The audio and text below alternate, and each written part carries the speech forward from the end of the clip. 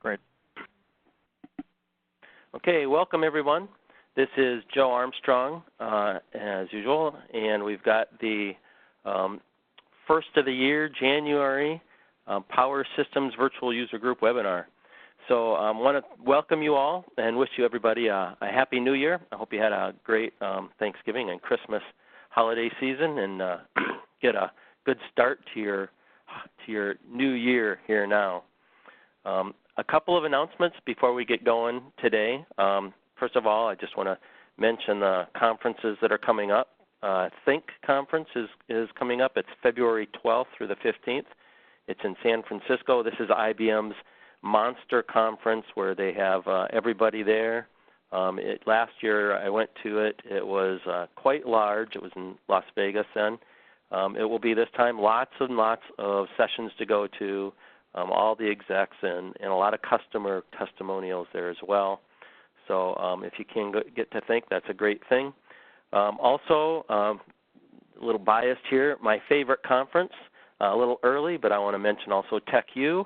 There's two of them this year. The first one is April 29th to May 3rd. I think TechU is the best conference that IBM puts on for technical folks, like generally join the Power Systems Virtual User Group and myself. So if you can get to any conference, I really suggest TechU is really the best for the technical people.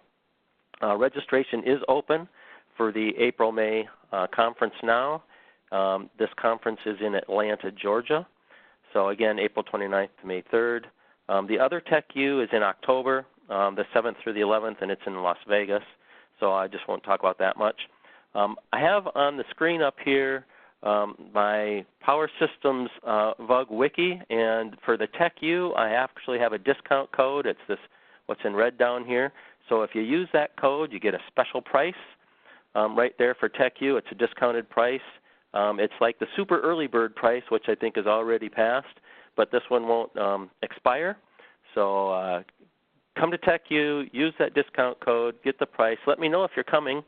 If you sign up and you register and you don't have another IBMer, put me down as the IBMer that told you about it. That helps me out a little bit too. So use that code if you can. All right, and then this is just my regular wiki. It's got all the past sessions if you're not familiar about it, presentation materials and replays, and registration for the next session. So, and the last thing I want to talk about is January this month. This is the first session. I'm going to do another January webinar, and it's on the 31st, and we're going to talk about some AIX.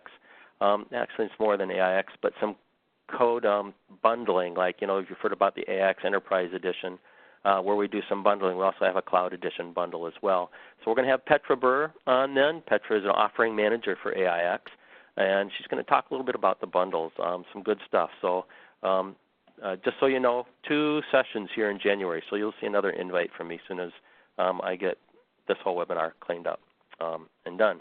So with that, let's go ahead and move to our topic today. We've got Joe Cropper joining us, and we're going to talk about IBM Cloud Private. Now, in December, if you join, you know that we talked about Power VC, and actually Joe works, he's one of his responsibilities is as chief architect for Power VC. So, but also he works hand in hand with offering management and customers, and has broad responsibilities which include IBM Cloud Private. So he really does a lot in the whole cloud aspect, and is very knowledgeable in IBM, what we call ICP for IBM Cloud Private. So one of the things that he does is he ensures that customers understand what's new coming out this and what emerging technologies they are, how this stuff can help all of you, our customers, to take care of it. And so that's kind of what Joe's going to help us with today.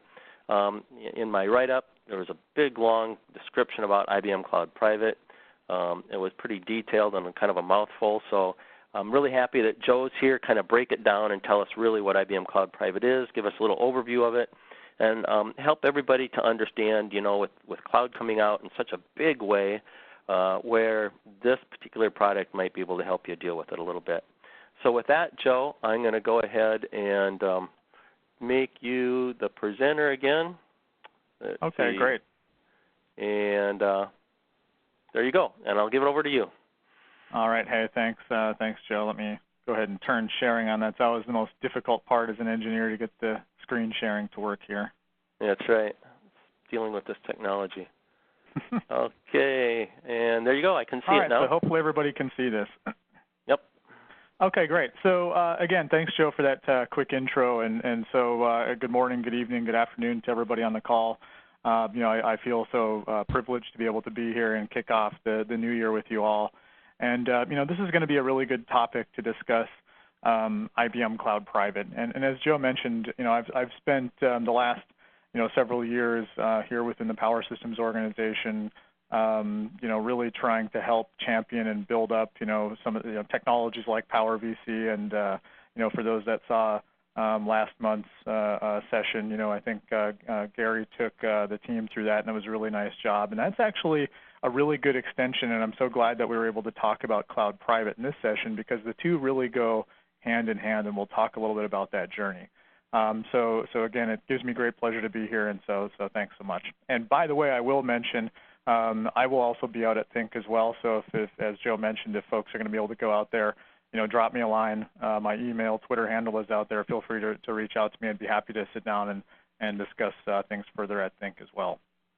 So as we sort of get going here, just kind of at a high level, one of the things I wanted to mention before we go right into some of the slides and material, IBM Cloud Private is really a big movement within IBM, and it's really taking, IBM, sort of all of the pillars of the company are behind it. And it's not very often that you get some of these experiences throughout your career, and when these sorts of things happen, it's really quite amazing, in the sense that when you look at all of the different elements of our business, so you look at Power Systems, you look at storage, you look at our hybrid cloud division, you look at Z Systems, everybody recognizes the movement that cloud is having on the industry right now. You have technologies like Docker and containers and public cloud, and then how do you start building these multi-cloud environments? And IBM Cloud Private is really IBM's acknowledgement and recognition that this is going on, and it's been very, very exciting, because again, all of the sales of the company are so much behind this, and then again, that's very, very exciting. And so this technology is something that, again, I'm so glad to be able to be here and take you all through today, and especially from a Power Systems perspective, we'll really be able to focus on whether you're AIX, IBM I, you're running Linux on Power. All of these things are going to be able to be directly applicable, and ICP, as we call it for short, is really going to be able to help, in sort of your cloud journey. So with that, let's just see here. So to start things out with a little bit of fun trivia, I guess I'll ask somewhat of a rhetorical question here. If I don't know if folks know who this gentleman is, Malcolm McLean, and you can't go out to Google and look. But if there's anybody that knows, one of the things that they've maybe have realized here is that this gentleman transformed the shipping industry back in the late 1940s or early 1950s. There was this big revolutionary movement, and if you can look at sort of the background here, again, kind of some fun facts. If you think about in that time in the world, transporting goods from port to port, they prior to Mr. McLean's invention that we'll talk about in a minute, people, started loading up a bunch of stuff on these ships, and packages they weren't universally, shaped, and you couldn't optimally pack these systems or ships rather, and transporting goods was highly inefficient. And so he came up with this novel idea of creating the shipping container. And if you look at this data point here, I think it's sort of fascinating. Just by the simple notion of creating a shipping container, he reduced the cost of transporting a ton of goods by 90%. It went down to about 16 cents a ton from almost $6 a ton. And, that was revolutionary in that period in terms of how do you move goods from, point A to point B. Now, you might be wondering, well, why is this software guy here talking about, shipping containers in the 1950s? Well, the reality is that the software containers and the movement that's upon us right now, is really going to transform the industry of software, just like, Mr. McLean's invention did back in the 50s in terms of transporting goods. We're on the very early cusp of this movement right now, but if you really take a look at what's going to happen over the next several years, the way software is packaged and delivered will be fundamentally different than the way it is today. And so again, we're on the very, very early cusp of that, and especially it's sort of starting to make its way into enterprises.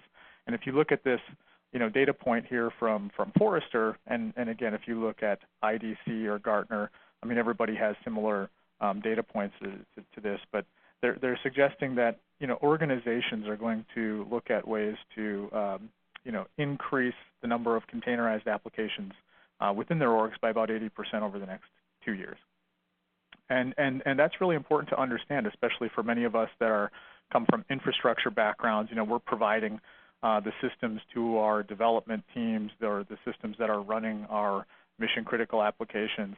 This is critical for us to understand because, I mean, ultimately, one of our key jobs is making sure, of course, that the business can operate smoothly and efficiently, and that the engineers and the QA teams and so on and so forth have the right tools and facilities to do their jobs effectively. And so that's really, really important because as a power systems community, one of the things I'm going to talk about today is explain sort of how this container movement is directly applicable to power, and how power is extremely well poised to handle those types of workloads in addition to all of the traditional workloads that are running the mission critical parts of our business today.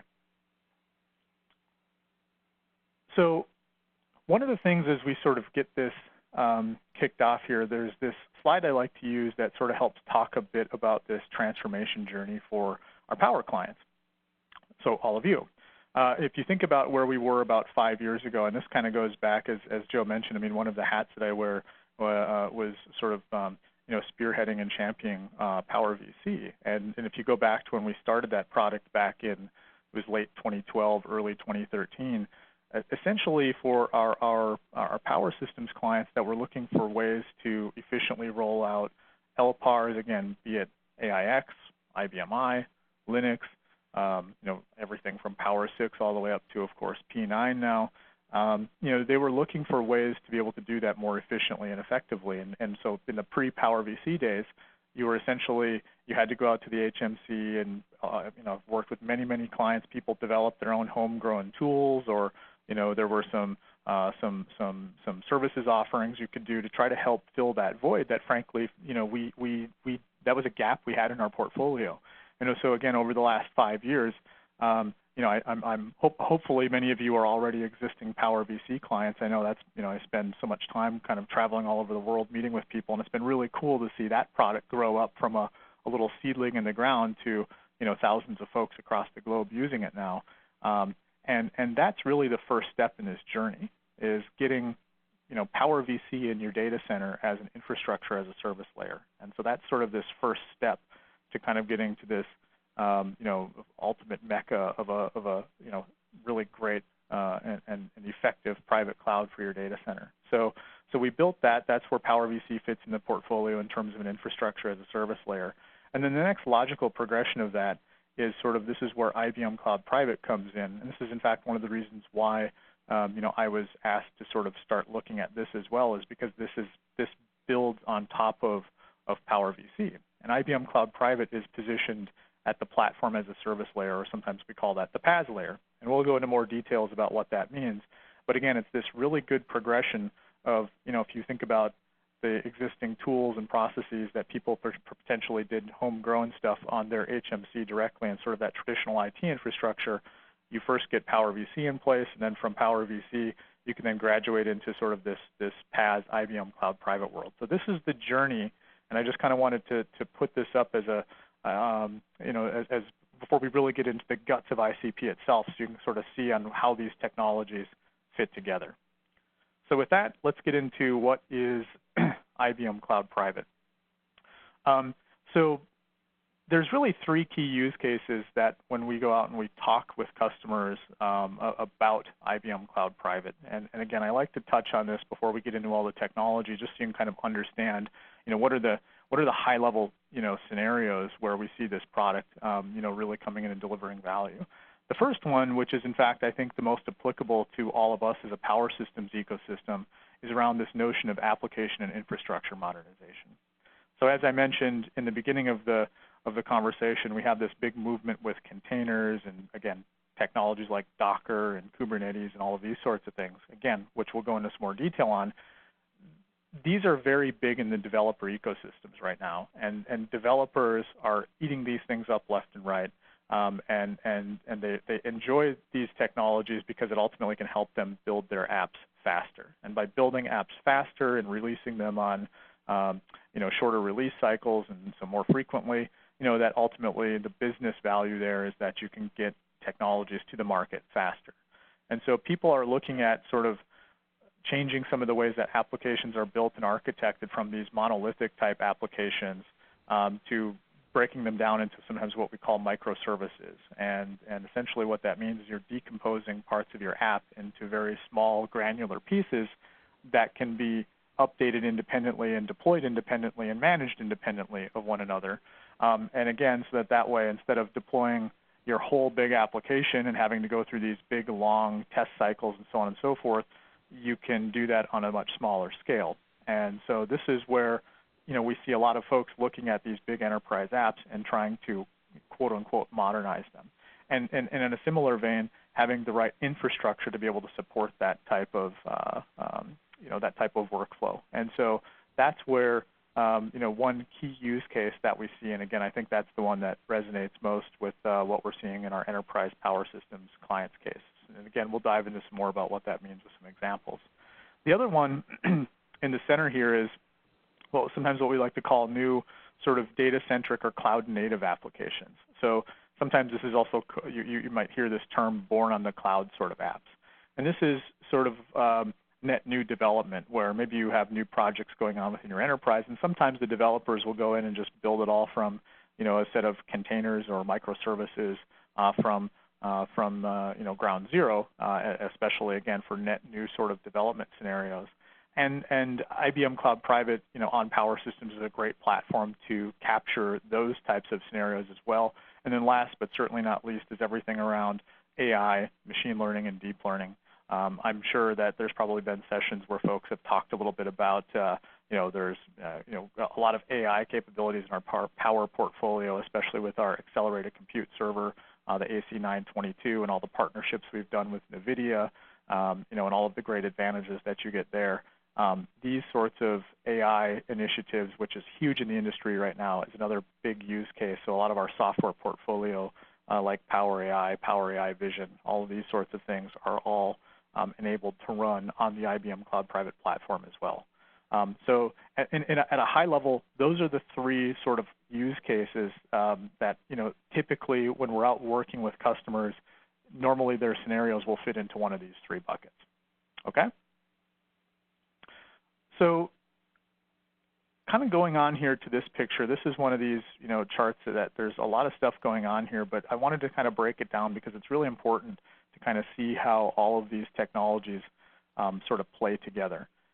This is a view of what we believe that clients that can build out a data center that sort of has this overall look and feel, if you will, are really going to be poised quite well to win in the industry. And by the way, when I say the data center with all of this stuff, many of our clients may have a subset of this. We have some clients that have actually all of this stuff.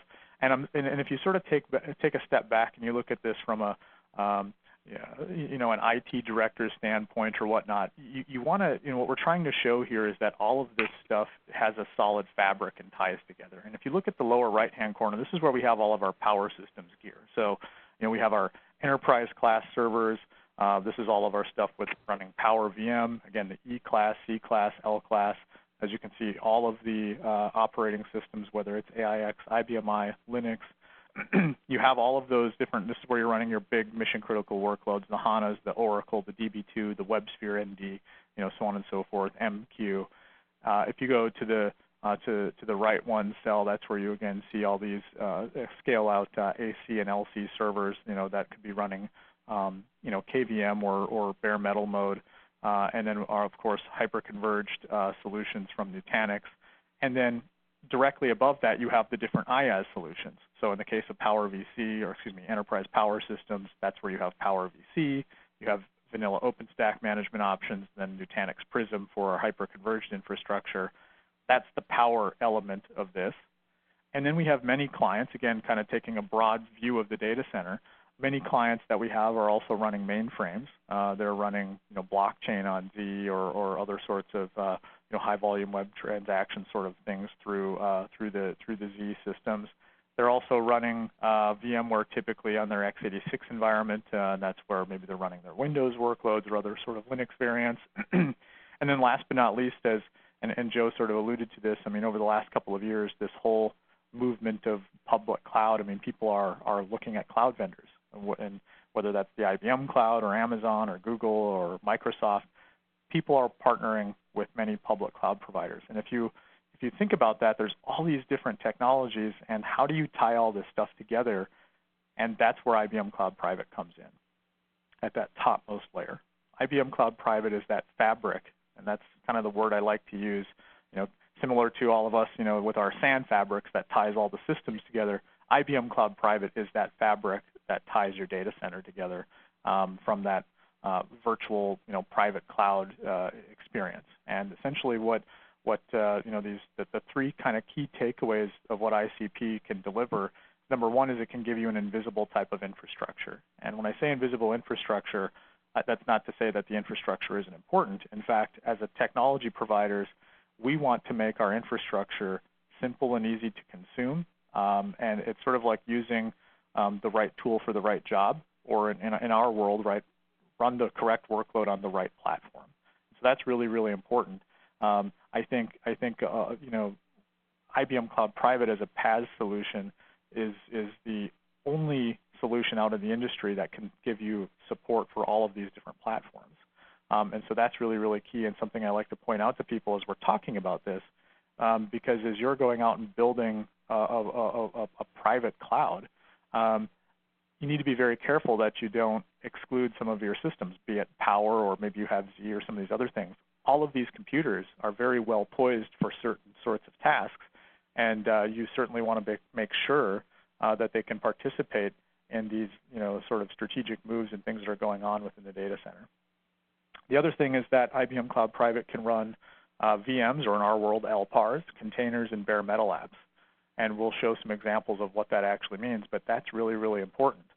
IBM Cloud Private, when we talk about it, oftentimes we focus on the container aspect of things, but I'm sure if I did a poll of all of the users here and people could sort of respond, you would probably tell me that on Power, there's maybe some people are kind of looking at containers, but I would probably guess that 95, probably closer to 99% of your enterprise apps are all LPAR-based solutions. And so, again, kind of going back to what I was saying earlier, if you have a solution that only covers containers for a private cloud solution, like some of the competition out there, that's not very compelling. So the fact that it can cover all of these types of workloads is extremely important, and that resonates very well as we've been out working with clients. And then last but not least is having this thing be enabled for this hybrid and sometimes what we call multi-cloud world. We recognize that as people are building these cloud infrastructures, you don't have just one. In fact, even within your own data center, most of the times when I'm out working with customers, I see folks running several private clouds, whether it's your classic Chicago, New York data center, or Frankfurt and London, whatever it happens to be, or you have dev test environments. There's multiple, typically on-premise clouds. Then you start to bring in this notion of public clouds, where you have stuff off-prem. How do you aggregate all of this stuff together? And that's a real challenge, and that's where IBM Cloud Private comes in to kind of help tackle some of those problems. So again, that's kind of this big picture view here, but this is such an important view, and it really shows you some of the differentiators of IBM Cloud Private versus some of the competition out there, from other vendors. So as we're sort of getting into the technology about what is Cloud Private, so far if you think about it for a minute, we've sort of looked at the industry, kind of what's going on. We've talked about this shift in containers. We've looked at this view of the data center. What technology and what is IBM Cloud Private? First of all, we built on top of open technologies, and it's with automatic setup and configuration that's ready for the enterprise. Much like we did with Power VC, we built that product on top of open source technology like OpenStack, et cetera, which actually opened up a lot of other integration points. And building on these open things has several advantages in that your ecosystem is extremely huge, and you get a lot of features and functionality that you couldn't do just on your own.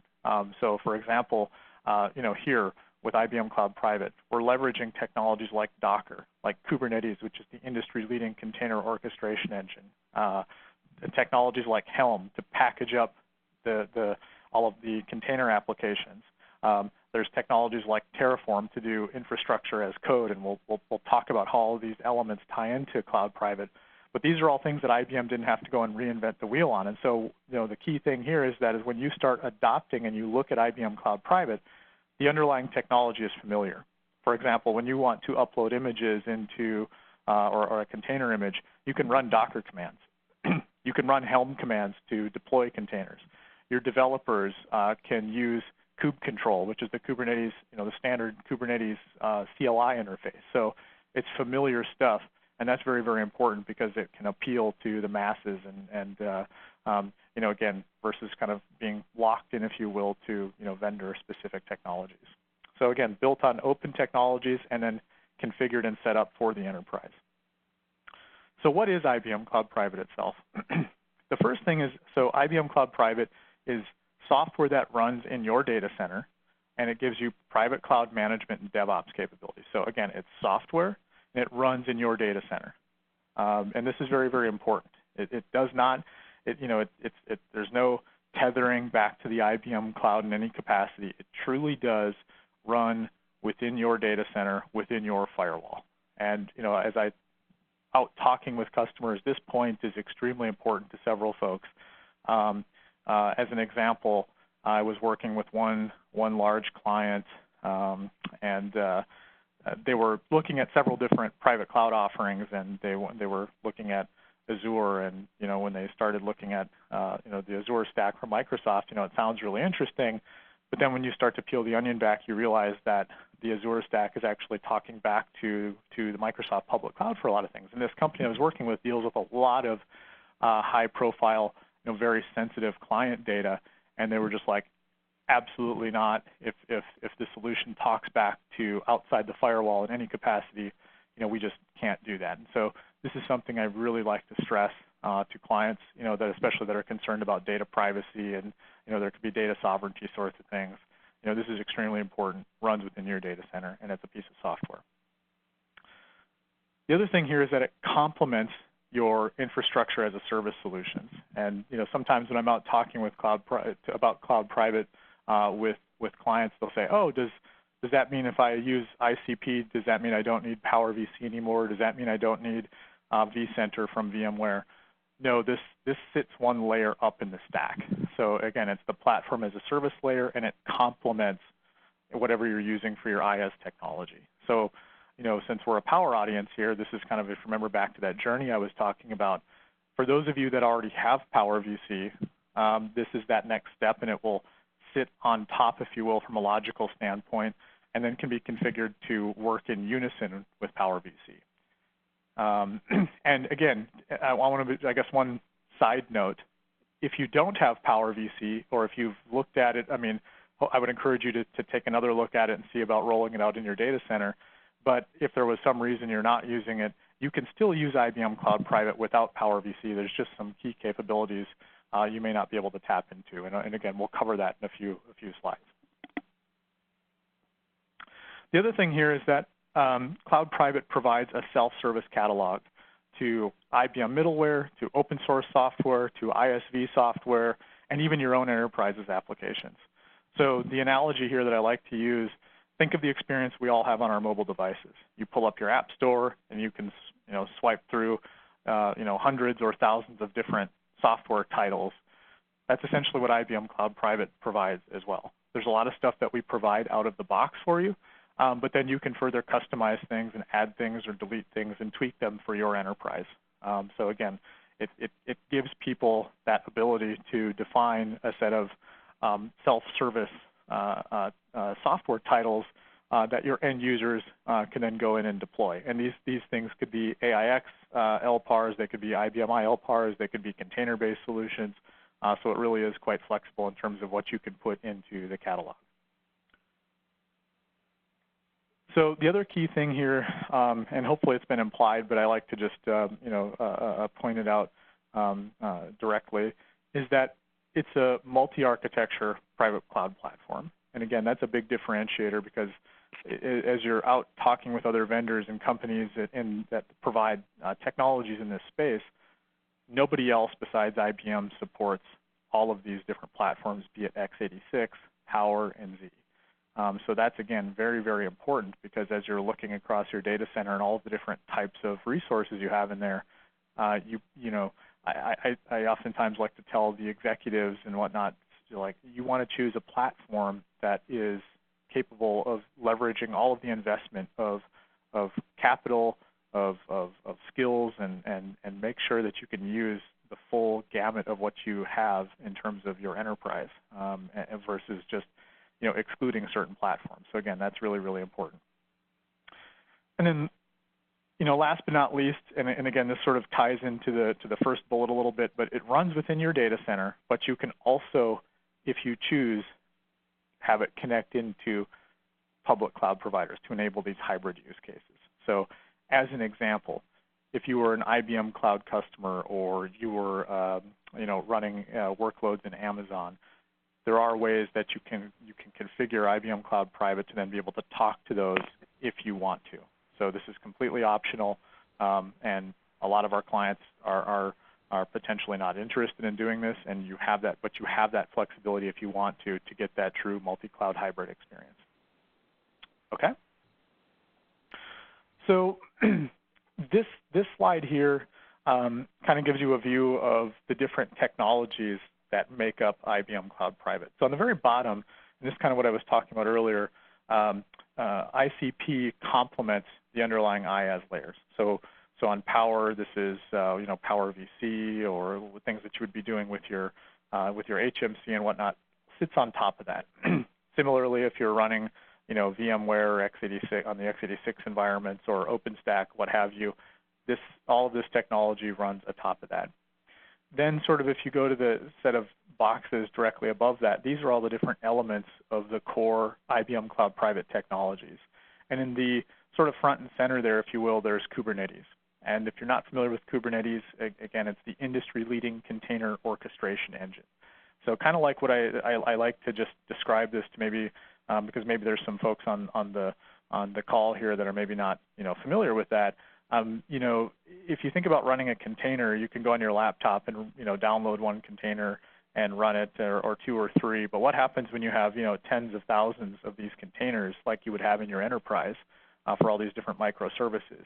You need something to orchestrate the deployment and make sure that those containers stay running. And if one dies, something needs to restart them. Maybe there needs to be certain levels of resiliency that hey, there has to be 3 instances of this application or pod in Kubernetes terminology needs to be active at all times. Kubernetes is the brain behind all of that, right? So it doesn't have to be you at your laptop, typing all these Docker commands. Kubernetes is the thing that orchestrates that, and so our IBM Cloud Private technology is built on that as a foundational element. And then if you look sort of to the directly to the north there, you have all these other core operational services. So similarly to kind of what I was talking about, we're taking all of these open technologies and making them ready for the enterprise. I'll call it sort of a day 2 challenge. When you get a cloud private platform running, the next thing that you need to start doing after people start deploying applications is start to triage and monitor it, right? It's technology, things, sometimes don't always work right, or, you have to, like, why is this container slow? Is it network? Is it storage? What is it? So you have to have a good platform to look at different graphs and say, okay, geez, what pods are running where, and what sort of, utilization am I seeing, So there's a lot of different technologies that we've used with things like the Elk stack and Grafana open technologies that we've put together so that you have a really good operations dashboard to be able to support and run IBM Cloud Private from an operational perspective. And then directly to the north of that, this is where you get into all of the software. And I've got a view just to give you an idea of how extensive it is, but there's literally hundreds of titles of software. And a lot of the software can be open source software. It can be IBM middleware. There's, again, ISVs in this whole movement of containers. A lot of ISVs are enabling their applications for Docker and Kubernetes and these sorts of things. And then, again, even your own enterprise apps. So all of these different technologies and software titles can be put into the IBM Cloud Private catalog to give you that really solid platform as a service layer. And then last but not least, if you look in the lower left, there's something called Cloud Automation Manager. And this is extremely important, especially for us as a power systems group, in the sense that a lot of our apps today, as I mentioned earlier, are all LPARs. We're running our mission critical workloads on AIX and IBM I, et cetera. How does that intersect all of this? And that's through Cloud Automation Manager. And I'll get into some more of the details there, but essentially CAM for short can provision, that's the technology that allows IBM Cloud Private to provision LPARs, and it does it by way of Power VC. So as I mentioned earlier, for those of you that are using Power VC or have Power VC in your technology roadmap, you're going to be really well poised to intersect all of your enterprise apps with IBM Cloud Private just by having Power VC in place.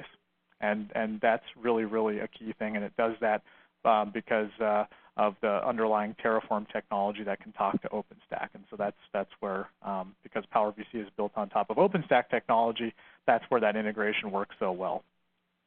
Okay? So again, this gives you kind of a big picture view of the technologies that make up IBM Cloud Private.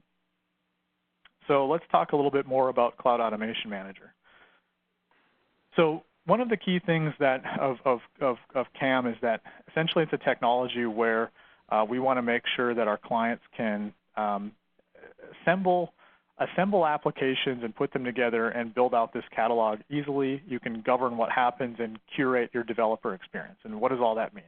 Basically, those are just fancy ways of saying that we want to make sure that you can take whatever apps you have in your enterprise and put them into the IBM Cloud Private catalog and then have an effective way to sort of manage the governance around those. And if you look at a sort of a technology view here, I like this because if you look at the far left, there's what the apps you're running in your private cloud experience. So this is, again, can encompass power systems, and that's where you see Power VC down there. You've got x86 technologies. Maybe you're running stuff with on Z in parts of your business. These are all sorts of infrastructures that many of our clients are running in their data centers, and all of those things can then be plugged into CAM, and you can sort of design the catalog entries, if you will, with something called the template designer within CAM. And similarly, there's also a variety of public clouds. I mean, as is mentioned, I would say at least 80% of the folks that I talk with, they're looking at some sort of public cloud strategy as well. And again, be it the IBM Cloud or AWS or GCP, from Google or Microsoft Stack, whatever it happens to be, sometimes even multiple of those. Those are all these different infrastructure as a service layers as well, and those can be folded into CAM. And essentially with Cloud Automation Manager, you can build an experience where I can create catalog entries that can be a composition of applications together, all from these far left-hand side. And it can be as simple or as complex as you want. In other words, I could have one application just be DB2 on AIX, and that could be an entry in my catalog. Or you could have an entry in your catalog where there's some more workflow behind that. Maybe it's deploying a 3-tier application where you've got the database tier running on your, you've got Oracle on AIX or something, and it's going out and running some web stuff on a VMware infrastructure on x86, and it ties all that stuff together. And maybe there's some even container solutions as well in there. So you get the flexibility of being able to hook in any of your existing enterprise apps, and then it also facilitates this notion of creating more complicated workflows for, again, piecing together multi-tier sort of applications. And this sort of tries to kind of distill all that down. So, and this is one of the key value adds here. And again, from a power system standpoint, this is what I want to be sure that everybody at least comes away from this session today, really understanding that IBM Cloud Private gives you this experience where my catalog, my app store, if you will, I can put all of my enterprise apps that are running on Power in the IBM Cloud Private catalog. So if you're using Power VC and you have all of your images created in Power VC, those can all be sourced into the Cloud Private catalog. So again, you see HANA, the Oracle, the DB2, WebSphere MQ, App Server, even your own homegrown applications that you've developed to run your business. All of those can go into the ICP catalog, and they can sit right alongside all of the new sort of cloud-native container applications as well. In fact, I was just on a call with a client yesterday, and we were sort of walking them through this experience. And they're like, this opened their eyes to potential options that they didn't even think about, right? They had a part of their business that was building a cloud-native platform, and they were thinking, oh, okay, hey, that's just all going to be our x86 stuff and all of our new cloud-native stuff. And we started talking about the options here, and they're like, wow, gee, I didn't even know I could do this. Now, it started really making them rethink some of how they want to build this out. And so to everybody on the call here today, again, just remember, within IBM Cloud Private, all of your existing enterprise apps can be intersected into this private cloud platform. And what's great about this is it can use the same servers you're already using. It can use the same storage, the same networking technology. Your app and all of that infrastructure need not change. This meets you with where you're at with the technology, and then gives you a path forward to be able to, kind of go back to that modernization, application modernization use case, and you can do it at your own rate and pace. So again, very, very important, especially for all of us at a power systems community. So this is actually just a visualization. In fact, I provided a link here to a demo video that I recorded and published it out on YouTube. So, if you get a second, it's like an 8-minute demo, and it sort of shows you what I was just talking about in the sense that, we're going through, and this was this demo was put together to deploy and put SAP HANA in the IBM Cloud Private catalog, and sort of the different steps here. You can see the first one, there was the step one here is having the SAP HANA image within Power VC. Step 2, I created a little tile in IBM Cloud Private called SAP HANA ICP. Step 3 is clicking on the tile and going through the deployment between steps 3 and 4, and HANA gets deployed. You can kind of see some of the infrastructure there over on the right-hand side that we used. So very, very simple to get this going. Again, the demo video is about 7 or 8 minutes or so. If people are interested in just sort of seeing how this actually looks, I would encourage you to go out and take a look at that. It's a pretty interesting from that standpoint.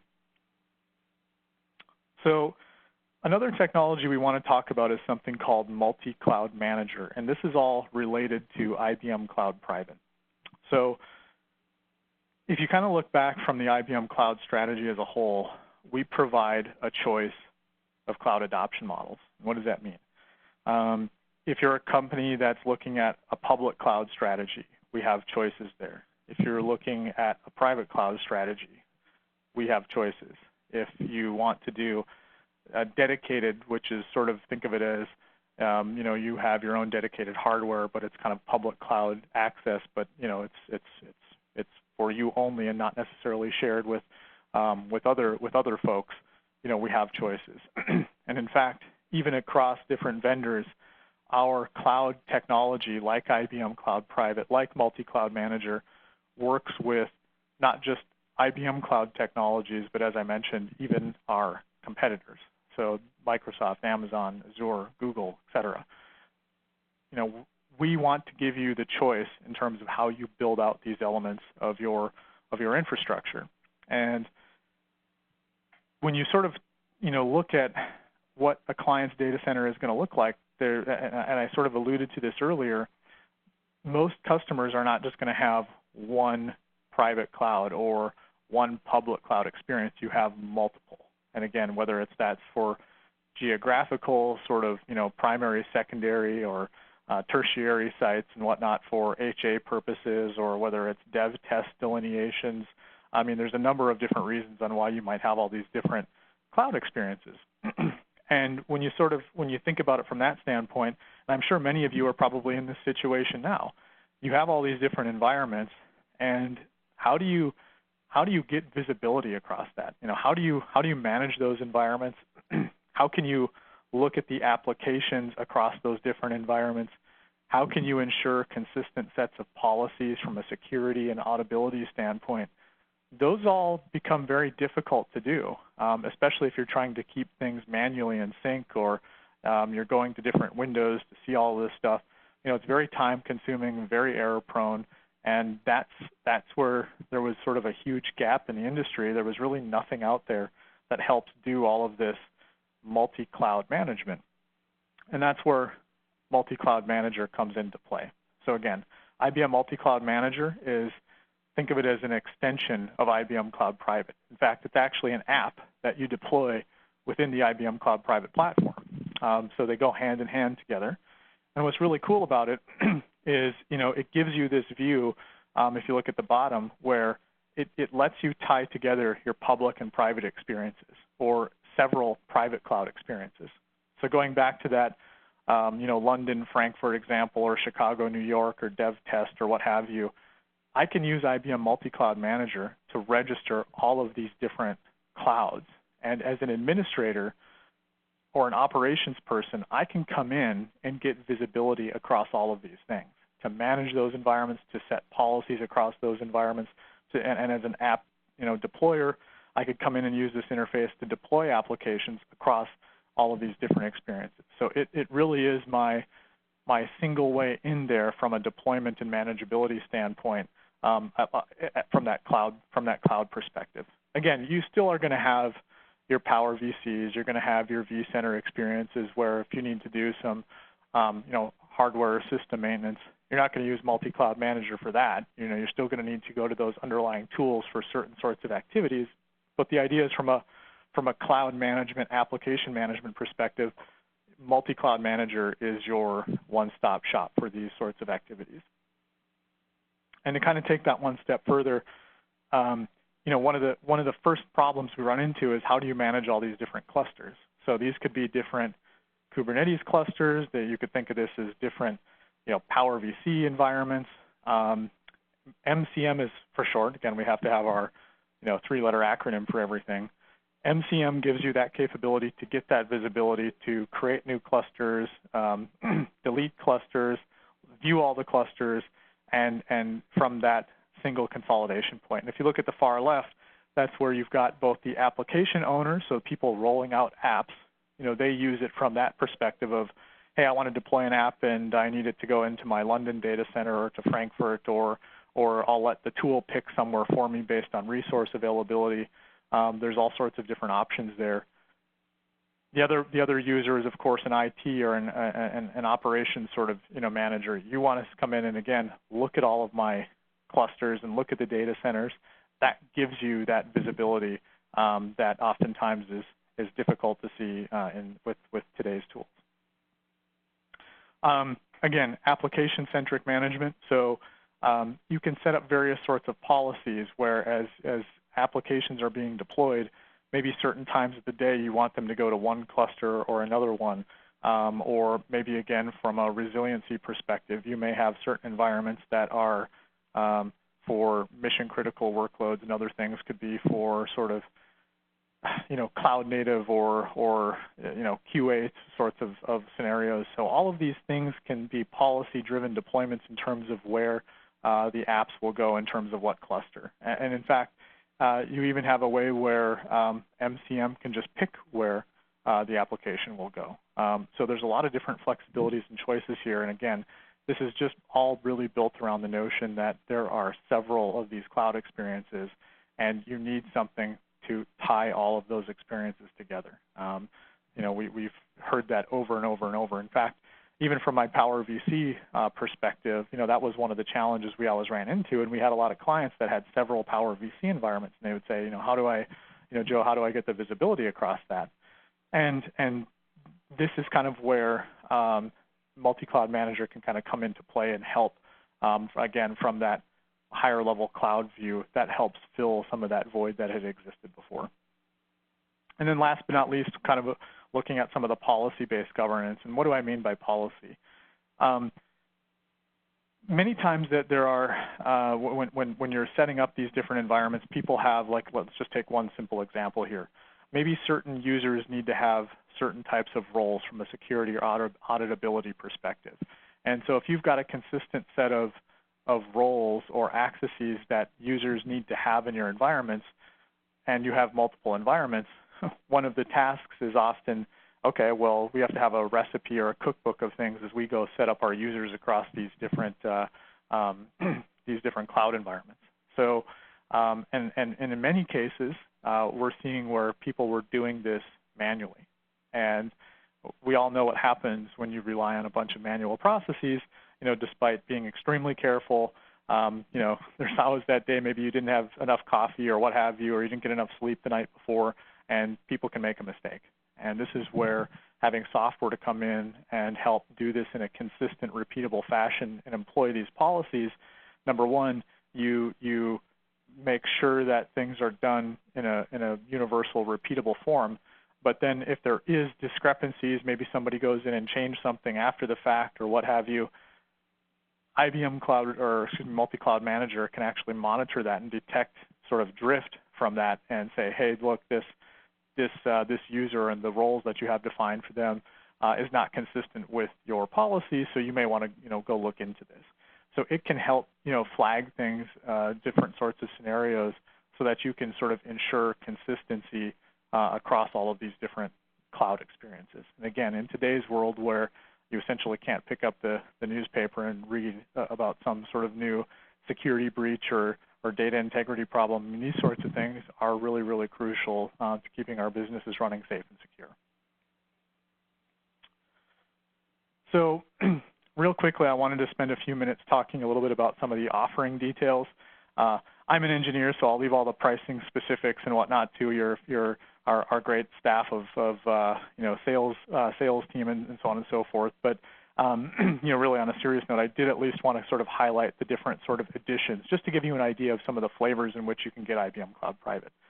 So the first option is IBM Cloud Private is actually available as a community edition for free. So as we're having this conversation right here, you could go out to Docker Hub.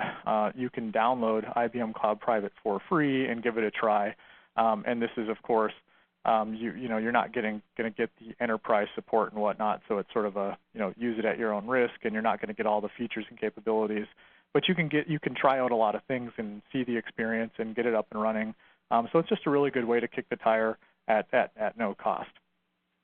The other option that we have is this Power Systems Entry for ICP bundle. So this is a really interesting way to sort of get started, especially if you're purchasing some new systems. You can get IBM Cloud Private at a very significant discount. I want to say something on the order of 75%. Again, don't quote me on that. That's where your sales specialist will be able to help you with that. But it's an extreme discount for the first 12 months, and then it gives you some very attractive upgrade options into the Cloud Native or Enterprise editions. And again, the whole key here is making it easy and very affordable to get started with IBM Cloud Private, even in a smaller footprint within your data center. So this is something that I would encourage people to take a look at if you're, especially with Power 9 and all the new classes of servers that have become available as people are looking at purchasing new gear.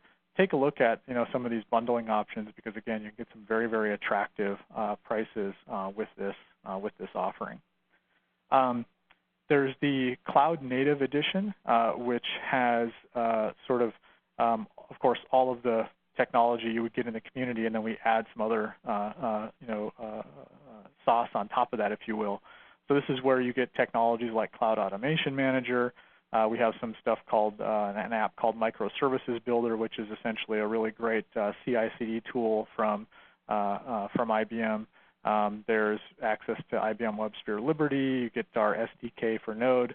So again, you get some software titles that come with this, and of course, you can always purchase additional software on top of it to go into the catalog. And then last but not least, there's the Enterprise Edition, so it's the full superset of everything you got in Cloud Native, plus some additional WebSphere titles that come in as well.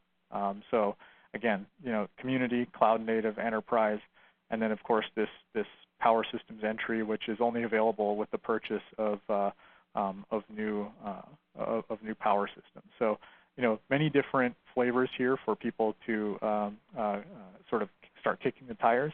And again, I would really encourage you to take a look at this, as you're looking at your systems plan, going forward. So, Joe. Yeah. Let me interject a couple of things here. Sure. One is the next webinar we're going to have on the 31st of January. We'll be covering the ICP bundle, the second one from the left here on your list. So if people are interested in that, we're going to have Petra talking about that at that webinar. So we'll hear a little bit more about these bundles and what's included. There was a question about that somebody asked. There's actually several questions, Joe, but this one kind of fits right in with this. Was is MCM? So is MCM part of ICP? So MCM runs on top of ICP. So in other words, that's why you don't see it here. If you were to purchase IBM Cloud Private, MultiCloud Manager doesn't come with it per se. It's an additional software that you would buy, but it runs on top of ICP. In fact, MCM is a containerized application itself, and you install it right into the application catalog, just like you would any other software, and then it runs within that framework. Okay. I think maybe there were a couple of questions sort of on that vein. As you mentioned, those different apps that came with it, which ones were, extra charge for them and which ones didn't. And you have a little bit of that, in this, like with the Cloud Native comes with Cloud Automation Manager is included and that kind of stuff. Yeah, and the next actually slide, Joe, when we get into, we'll have some more details there that folks can take a look at. Okay, good. Well, I'll just let you carry on then. Thanks. Okay, great. Yeah, and if other things come up, feel free to stop me. Happy to take some other questions as we're, going along here. All right. Okay. So in that vein, in fact, I think that's a good segue. And here's a list of IBM Cloud Private. Again, the additions and then sort of the different content entitlements and things that can come with it. And this list, is always growing. So in fact, this was a snapshot I took, I don't know, a month or so ago, and there's more and more titles coming all the time. And this, as you can see, it's a very, very extensive set of software that can run in the Cloud Private platform. And again, these are the IBM and some open source titles, but these you can put other software in here. Other ISVs are creating software. Essentially, if it's a container-based app, right, you can load it into Cloud Private. All of our IBM middleware is being containerized, so to speak, and available in Cloud Private. And those different editions I showed you give you entitlements to some of the titles, and then there are other ones here that you can sort of see, as the slide suggests, are purchasable a la carte style. So as a simple example, if you wanted IBM NetCool, that's not in any of the previous editions per se, so that's where you would, if you're already entitled to it, or you would purchase it, and then that would give you the entitlement to download and then put into the Cloud Private catalog. So again, key message here, lots of software. It continues to grow. Any applications that you're developing within your own enterprise and your own shop, you can put all those titles in here. Again, both container and LPAR-based solutions. So again, very, very robust, very comprehensive. Okay. So with that, kind of what I wanted to do is sort of try to wrap up here a little bit and sort of tie some of this stuff together. So, over the course of this session, I think we've looked at this journey to cloud. We've looked at IBM Cloud Private. We've sort of examined how it can tackle this era of containers that's upon us with Kubernetes and all of that sort of stuff. I mean, you can't essentially pick up a technology article today and not see the word kube in there somehow. So it's extremely important, to realize that and how it intersects with IBM Cloud Private.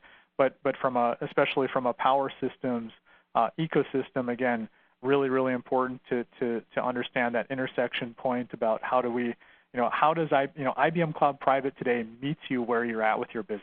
So that's kind of one way I like to kind of frame that for people. Whatever apps, whatever types of systems you're using today, IBM Cloud Private can come into your data center and meet you where you're at. You don't have to actually change anything about your applications to start loading your apps in the IBM Cloud Private. It gives you that first step that you can just leverage what you have today, and then you can grow into some of these cloud-native app developments over time, again, as it makes sense for your business. And that's really the essence of what we're communicating here on this slide. And that's why I like this one so much, is that it really is about simplifying the modernization, promotes innovation and new sorts of things, but you can do it at an incremental pace. So when the top half of this is this modernization story with IBM Cloud Private. Again, you can gain the value as you go. You don't have to do everything in one big lump, payment, if you will. And that's to be quite, candid. When you look at a lot of the competing offerings in this space, it's kind of an all or none sort of thing. You can't leverage your existing stuff. You're maybe expected to containerize everything, and your LPAR-based workloads are left out in the cold. And that's not very attractive at all for us as a community and as technology leaders. There's really no value in doing that, and that's where Cloud Private, again, like I said at the onset of the discussion, why we're so excited as a company behind this. It's really, really powerful, and you build your applications, you can develop them once and deploy them into all these different environments. So really, really powerful. And then especially then when you start to pair that with the multi-cloud management capabilities, it's just such a powerful platform. And I would really encourage people to take a deeper look at some of this. As I mentioned, I'll be out at Think. Could be happy to sit down and meet with folks and kind of talk through this and go over some of the technology in more detail and understand really where you're coming from, and then start talking about some ways in which you could take advantage of it. But again, ICP meets you where you're at today to facilitate all these new sorts of use cases as we go into this cloud era.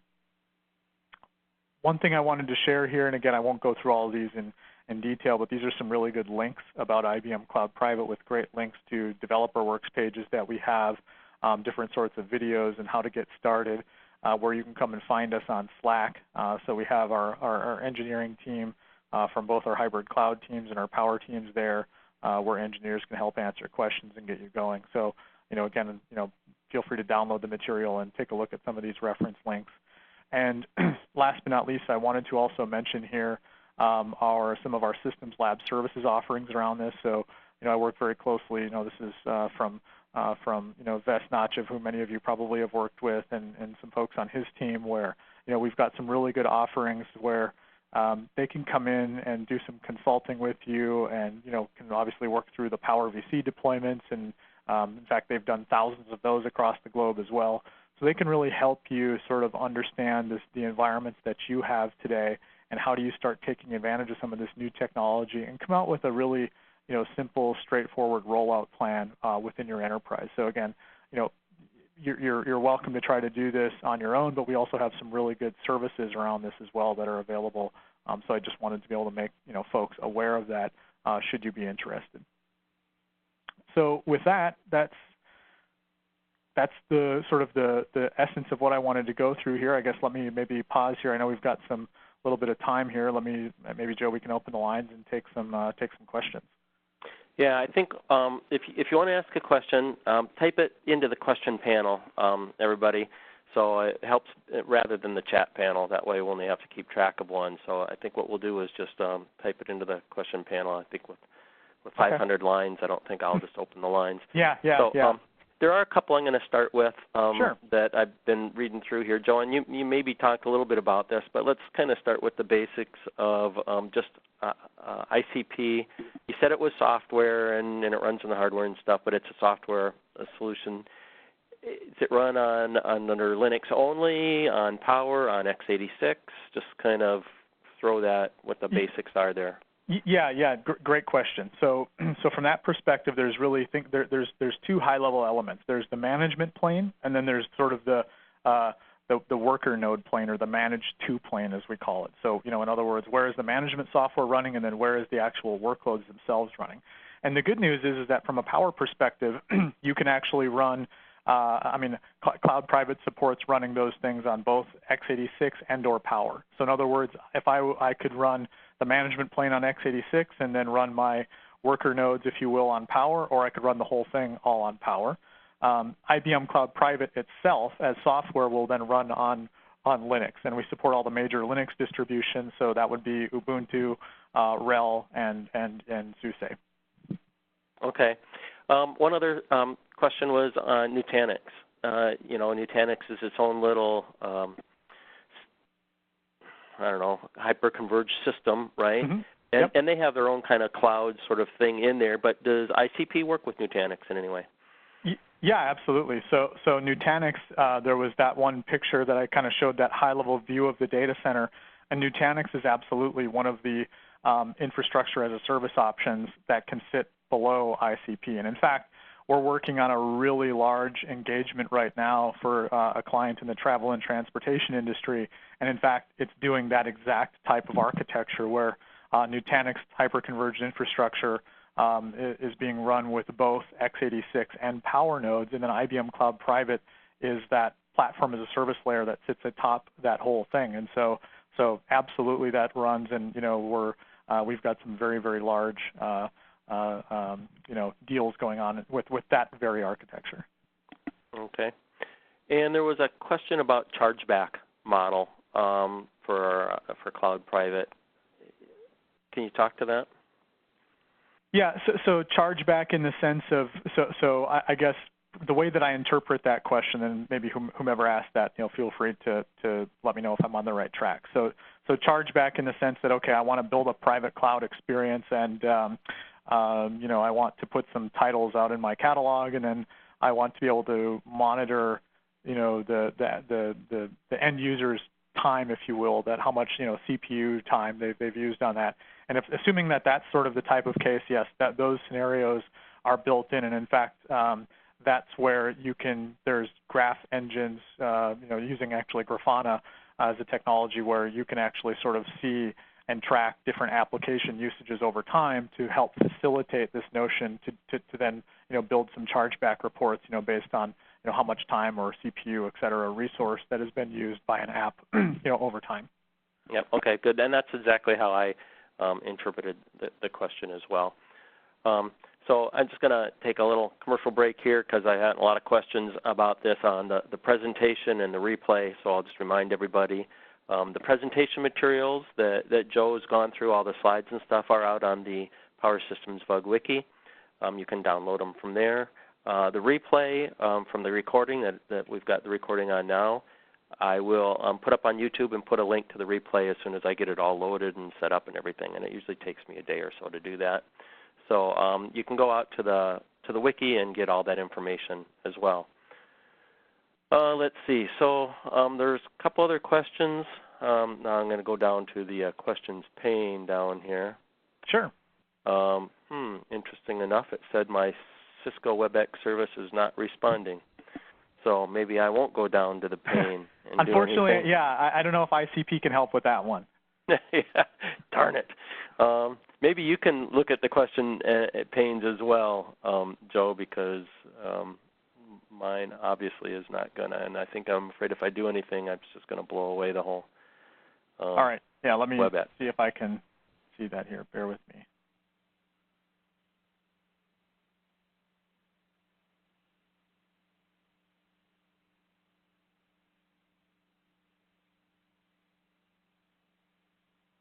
I think I may have to stop sharing here, so let me try that so I can actually see the... Oh, it'll help you, yeah. It'll help you if you stop sharing. I know that.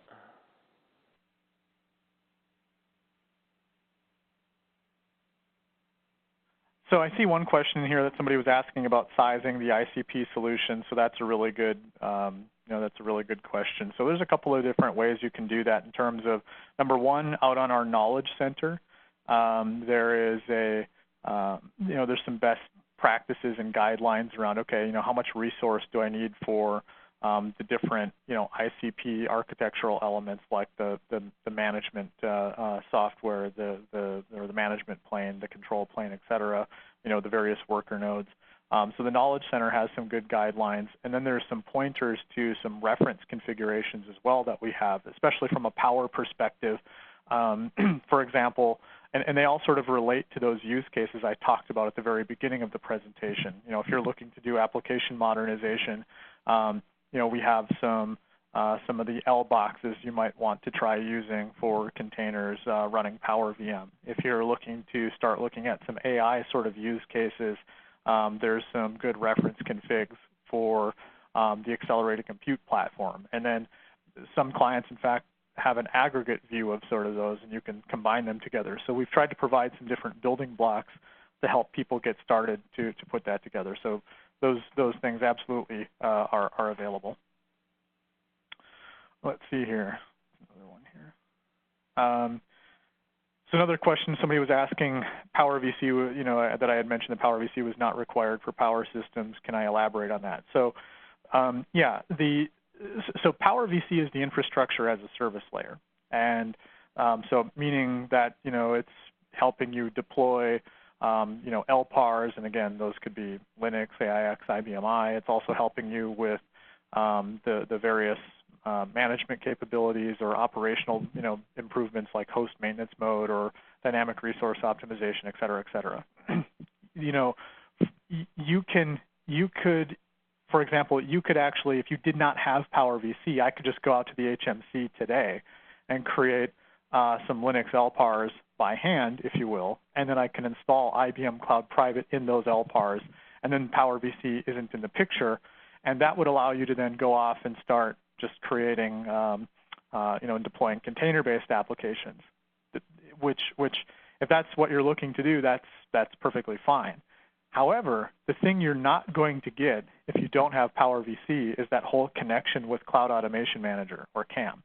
And so then, because IBM Cloud Private doesn't have anything to talk to, and that just means that all of your existing enterprise apps, so all of the stuff that you're running on AIX, on IBM I, et cetera, today, there's no way for IBM Cloud Private to intersect that. So that's kind of why I like to make the point where, yeah, Power VC is not required, but for you to get the most out of the IBM Cloud Private platform to meet your workloads with where they're at today, that's where you really want to have Power VC, because that's going to be your connection into all of your existing applications. So it really just sort of depends on, what your goals and objectives are for your private cloud experience. Let's see, there was another question about ICP. Is it licensed per core or per node? So ICP itself on Power is licensed per, it's called VPC, so virtual private, or excuse me, basically a virtual core. So it's a per core licensing for Power systems. Let's see here. Yep, chargeback, okay. Yes, distributing workloads. Maybe the last one I saw one on workload distribution. So yes, there's different algorithms to figure out where to place different things on resource availability, and Kubernetes can sort of help figure out some of that stuff. If you're deploying through Cloud Automation Manager, again, through Power VC, that's where the Power VC scheduler, with using either the round robin or packing or CPU, there's different placement policies that Power VC supports, which would all then implicitly be leveraged as well. So yes, there are different ways to kind of control that policy.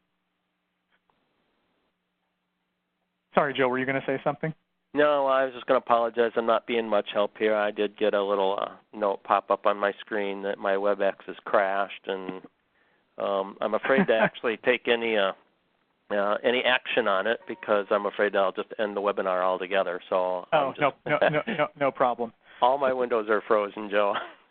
Okay, no worries. Well, maybe what we'll do here is I had one other. There was one more here, and then maybe we can kind of try to wrap up a little bit. So one, and this is a good one. Are there plans for AIX support or all Linux on P? So there's a couple of different elements to that question. I want to make sure that it's very clear. So when we talk about running containers themselves, the container and Docker, today, right, is really based on Linux technology. There's a lot of Linux primitives, like C groups and other sorts of things that are in the Linux kernel that are sort of foundational elements of Docker and those sorts of applications, right? So of that solution. So for the Docker-based stuff at present, that's where it's really geared towards Linux on Power.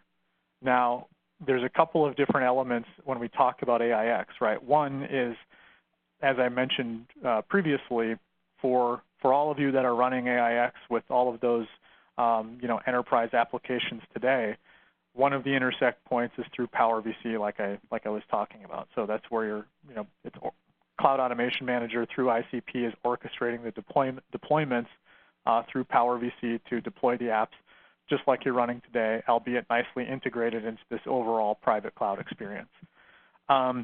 So that's one dimension of AIX. There's another one, and maybe some folks have seen this. There's been some work that our team has actually been doing where, so Kubernetes as a higher level container orchestration technology, Kubernetes has recognized that Docker is not the only container technology. And without getting too deep into the technical mumbo jumbo here, there's something called the Container Runtime Interface, or CRI, within Kubernetes, where Kubernetes has an abstraction layer where you can sort of plug in different container technologies, Docker being one of them. For our Power Systems clients here on AIX in particular, you probably know that we had the WPAR technology. And in fact, some of our engineers in the AIX team did some really great work to show some options where Kubernetes could actually deploy and orchestrate deployments of WPARs.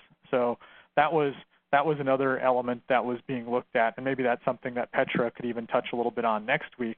But again, just to be very clear, that WPAR approach does not have the same software ecosystem as that you would get with Docker and all of those.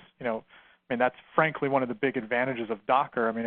As a container technology, there's been a lot of technologies. There was Solaris. We did stuff with AIX prior to that. The reason Docker really exploded was all about their Docker Hub and the store and that whole explosion of millions of software titles. And that's where it made developers' jobs easy, because if I want to sit down and start building an app, I can go out to the Docker store and find something there that people have probably put together, and maybe a lot of the foundation of what I'm looking to do is there, and then I can reuse that and then build on top of it. So one of the powerful elements there is that that whole notion of the ecosystem that you get with Docker. But I hope that kind of helps explain kind of the different facets there and some of the options. So I don't know, Joe, do we want to still take a few more? I guess we do have some time, and I'm happy to kind of keep going as long as we want here. If like I said, I can't see them. If there's questions there that you want to answer, go ahead. I guess we do have some, sure. some time here, so go ahead. Okay, yeah, then yeah, let's use the time. I think this is what's really great about these venues. So let's see. So okay, they've got a Linux on Power is Big Endian RHEL 7. So all of this container technology that we're talking about is going to be specifically for little endian Linux. So this is where, especially starting with with Power 8 and going forward, which is when we introduced LE support, that's where the container technology is geared towards LE. So Big Endian for Linux will not support the Docker and the containers. So you'd have to really take a look at running in little endian mode. We had MCM. Can it also manage WPARs?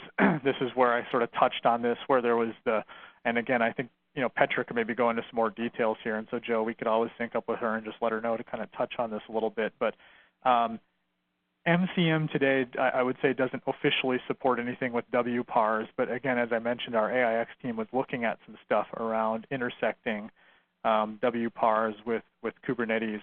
And again, that's where maybe the next session can go into a little more detail there. Yeah, and I'm not sure the whole WPAR future. We really don't license WPARs anymore. Right. That's kind of, I wanted to make everybody aware. We're a Power Systems ecosystem and group here, so I wanted to just make people aware that we were sort of looking at some of that. But by the same token, right, just very candidly speaking, when you look at the software titles and the power of what, going back to, the real essence of the value you're getting out of containers, it's all about that ecosystem for your end users and your developers. And that's where the millions of software titles and that ecosystem exists, is really on that Linux environment. So again, if you were to go out and talk with a lot of your development engineers, that's by and large, and I don't want to say there's no exceptions to that, but by and large, it's really around containers and Docker on Linux is where that tremendous value that that we're really seeing from a broad industry perspective. Let's see here. There's one other one that I saw. So there was a question here: Is ICP a platform like the HMC where we can connect and manage different servers of different architectures? Does ICP deploy workloads on its own? So HMC, right, again, is going to be your hardware management console, and over time, right, we also started putting in some of the virtualization management features in there, and that's where, if we go back to, I'll put my Power VC hat on here for a minute. That's in fact one of the key things we were sort of trying to change, is in the sense that we want, from a general technology strategy perspective, the HMC is really going to be geared towards your hardware management tasks. So you need to replace a fan or update firmware on systems, et cetera. You would go to the HMC to do those sorts of things. When you're doing virtualization management or some of the cloud management capabilities, that's where Power VC comes in for your infrastructure as a service layer, and then IBM Cloud Private again gives you that platform as a service layer. So think of the end user of ICP. The end persona is typically it could be a developer, it could be a line of business user, somebody that's going in and deploying apps, and then also from the persona that I was describing earlier, where it can even help from an IT operational perspective, where you're looking to get broad visibility across a number of different data centers that span different geographical locations. And in sharp contrast to that with the HMC, that really is the only persona is the IT admin, right? Of course, you would never really give an end user access to an HMC. That's not at all where that's positioned. So from that perspective, the HMC and ICP, are at very different parts of the stack. HMC being hardware, operations management, and ICP kind of more as that, again, platform as a service where the end users are coming in and deploying their apps, and that you could broaden it and open it up to end users to start deploying things. Let's see here. Is there a method? So another question, I thought this was an interesting one. So is there a method with ICP to utilize VM Intel systems and CPU pooling? So if I don't know if the question on this one is specifically around, can I use Cloud Private? I can use IBM Cloud Private to build what I would call a heterogeneous cloud. In other words, you could have both x86 and Power nodes there. So again, I don't know if I'm getting the essence of the question, but absolutely, our IBM Cloud Private solution supports x86 worker nodes as well as Power nodes, and even running those together. And in fact, just to make it take it one step further, you could even throw in Z worker nodes in there as well. So you can build a private cloud experience that crosses all of those platforms. And the beauty of all of this is that when you actually build that whole experience, the end users, when they're going in and deploying apps, need not really know what infrastructure their app is running on. That kind of goes back to that point I said at the very beginning. You want to have an invisible infrastructure and run the right workload on the right platform. And the end user doesn't have to be, concerned with those details. They just want to deploy their application and have it run well. So let's see. There was one other interesting one that I saw here as well. Here's another good one. So is Power VM required? They're saying I've got LPARs on Power 8 that I've created via HMC. So really, really good question. From a Power Systems perspective, you can run IBM Cloud Private with whether you're using Power VM, whether you're running bare metal like on our accelerated compute servers for some of those AI scenarios, or even running KVM on Power. So, I think the team has done a really good job. And again, that kind of goes back to that point that I was making earlier. IBM Cloud Private as a technology meets you where you're at today. Whatever technologies you're using, it can be applicable to you. So again, Power VM, KVM, bare metal, it can do all of the above. Okay, so maybe we'll just do one more here, Joe, and then I'll say a couple of wrap-up things, and then we'll go. So here's a really great question as well. So somebody was asking, do you support OpenShift? So great question. So OpenShift is a competing solution, if you will, in the platform as a service layer that's developed by Red Hat. So there's a couple of different ways that when we say, do we support OpenShift? In fact, one of the really great things that you can do, in fact, as we're out talking with customers today, some clients have already, maybe they've already made a strategic decision where they decided, hey, we want to use OpenShift as our platform as a service layer. I kind of always make the joke, unfortunately, it's just because you didn't hear all the great things ICP can do first. But I mean, jokes aside, right? Some folks will partner and go in with an OpenShift solution. And, to be fair, right, Red Hat has a really great developer experience around things, a lot of really great open source software experience. And so, there are certainly some good things really with OpenShift. And with IBM Cloud Private, one of the big advantages that we have is, again, the support for all of these different platforms, as well as the really robust set of enterprise software catalog. And so, in fact, it was just last May, Arvind Krishna, one of our IBM senior vice presidents, did a joint presentation with the CEO of Red Hat, and they announced a scenario in which you can actually take IBM Cloud Private and run it on top of OpenShift.